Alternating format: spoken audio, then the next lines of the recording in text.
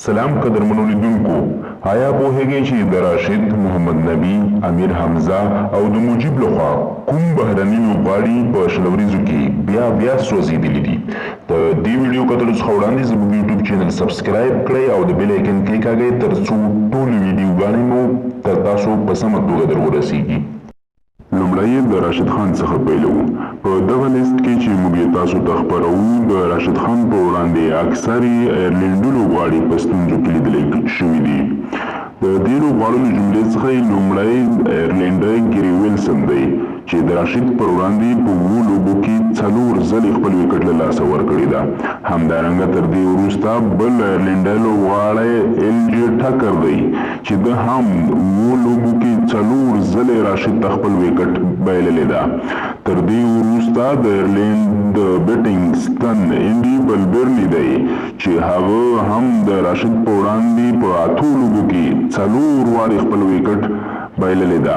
او تر دې وروسته بل لوبغاړی ایرلینډی کیون اوبراین دی چې نوموړي هم د راشد پر وړاندې 4 ځلې خپله وکټ له لاسه ورکړې ده.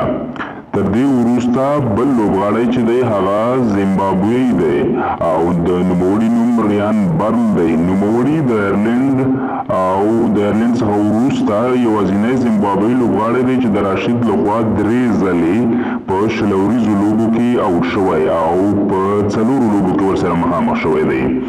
تر هغه وروسته بل لوبغاړی بنګلادیشی مصدق حسین دی چې په 4 لوبو کې 3 ځلې سوځولی دی. او بل لوبغاړی بیا هم ایرلینډی شین ګیټکیټ دی چې دی هم 4 لوبو کې 3 ځلې د راشد خان لخوا سوځېدلی دی.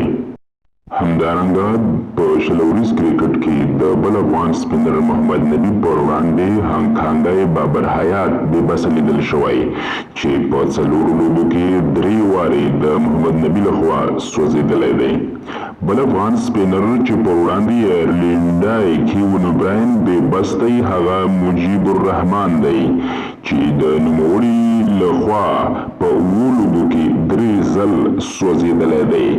او دریم افغان سپینر چې د ایرلینډیانو یې پر وړاندې ستنې تتې او ضعیفې دي هغه د ډېرې مودې څخه په کرکټ کې نه لیدلی کېږي یا وخت ورته نه ورکول کېږي. هغه امیر حمزه هوتک دی.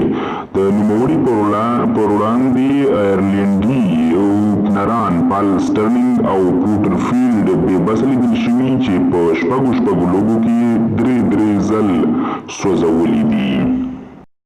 په دې هیله چې ویډیو مو د خوښې وړ ګرځېدلې وي، زموږ یوټیوب چینل سبسکرایب کړئ او د بیل آیکن کلیکاږئ ترڅو ټولې ویډیوګانې مو تر تاسو په سمه توګه او پر وخت در ورسیږي. د ویډیو کتلو څخه یوه نړۍ مننه.